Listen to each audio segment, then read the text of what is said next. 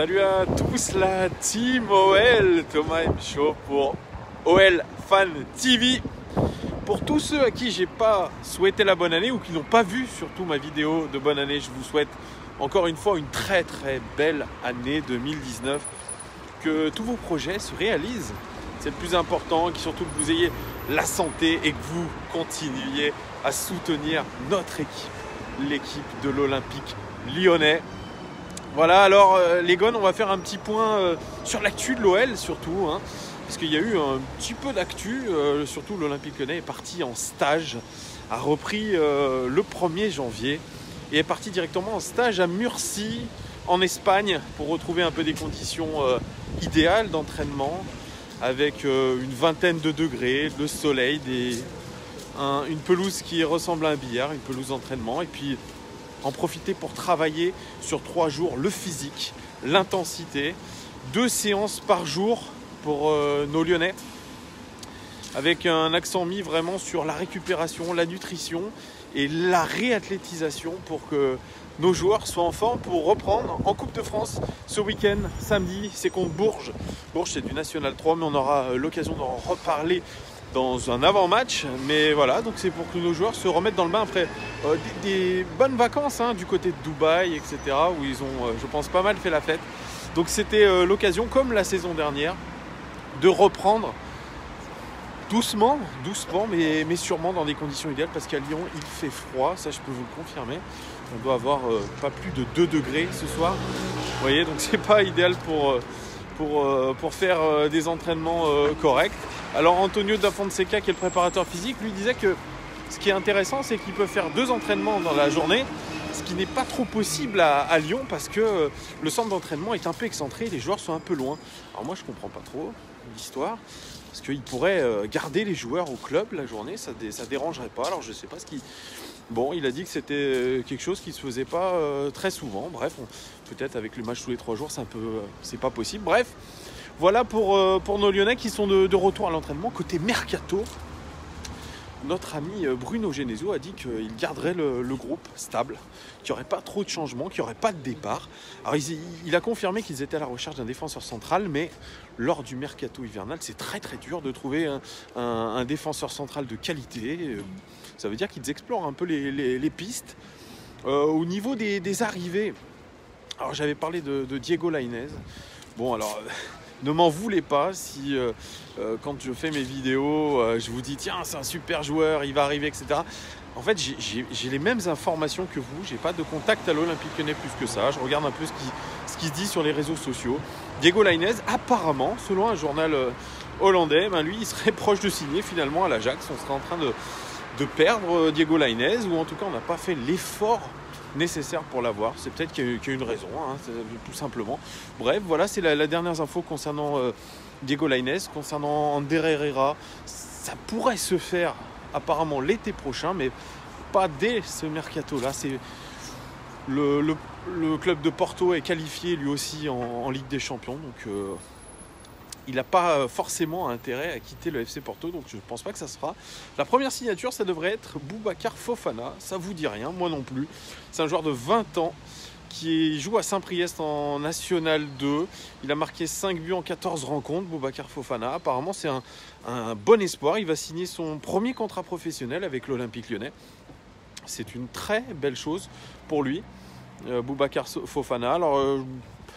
Je vous avoue que j'ai vu aucun des matchs de Saint-Priest cette année, mais apparemment c'est un milieu offensif qui a de l'avenir. Bon, je ne pense pas qu'il soit intégré tout de suite dans le groupe pro. C'est peut-être plus pour la Nationale 2. On parle d'une fin de saison prêtée à Saint-Priest ou dans un club de Ligue 2. Vous voyez, on investit sur l'avenir plutôt à moyen et long terme.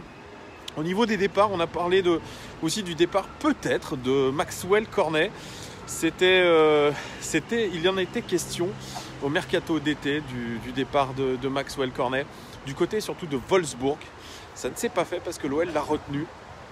Et là, apparemment, il aurait des touches, toujours à Wolfsburg. Mais le Wolfsburg a démenti par son directeur sportif qui a dit qu'il n'y avait pas d'envie de recruter Maxwell Cornet. On a parlé aussi de l'AC Milan, on a parlé du FC Séville pour pour Maxwell Cornet qui a fait, on le rappelle, de très très belles prestations, surtout en Ligue des Champions, avant d'être très souvent blessé. D'ailleurs, il est sur le chemin du retour. Je ne sais pas s'il va partir, enfin son départ sera compensé s'il part. Dites-moi vous si vous aimeriez que Maxwell reste ou alors qu'il parte. Dites-moi tout en commentaire. Voilà, au niveau des départs, ça devrait être que ça. Alors, il y a aussi le dossier Raphaël. Raphaël, il était en train de négocier une prolongation de contrat avec l'Olympique lyonnais. Il voulait 2 ans de contrat et l'OL ne lui en propose qu'une année supplémentaire. Pour lui, c'est pas jouable. Donc il risque de partir libre cet été. Raphaël, lui qui est en pleine rééducation, il faisait partie du stage à Murcia. Il est en rééducation après une opération pour une douleur aux adducteurs. Notre ami Raphaël. Alors on verra si l'OL se décide à le prolonger de plus d'une année. Ou alors, voilà, on sera probablement à la recherche d'un latéral droit supplémentaire, d'où les prospections, comme je vous le disais, du côté peut-être de la Belgique.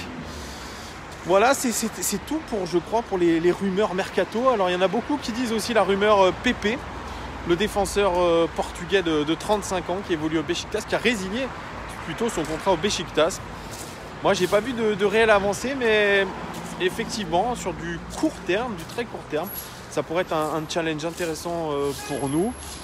Je ne sais pas si ça va se faire très concrètement. J'ai vu que Monaco a fait signer Naldo, défenseur brésilien de 36 ans, lui aussi, pour jouer les pompiers de service et pour donner un peu plus d'expérience à cette défense monégasque. Tout ça serait un peu ça, mais je ne sais pas si l'OL cherche vraiment de l'expérience à ce niveau-là, c'est-à-dire à 36 ans, c'est un peu peut-être beaucoup. Je pense que l'OL vise sur quand même un peu l'avenir.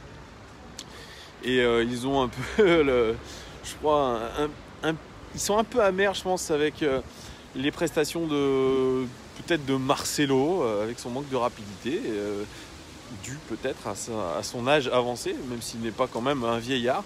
Je sais pas, j'ai pas vraiment de pistes à vous évoquer. En tout cas, les Gones, l'OL, ça va reprendre très très vite, comme je vous ai dit. Ça va être la Coupe de France, ça va être contre Bourges et c'est ça peut-être un match piège pour nous.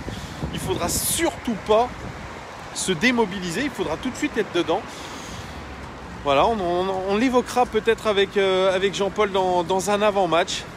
Voilà les Gones, dites-moi tout en commentaire, dites-moi ce que vous pensez des rumeurs mercato, parce qu'effectivement, il y en a beaucoup qui le font remarquer sur Twitter. Tant que c'est pas signé, c'est pas fait.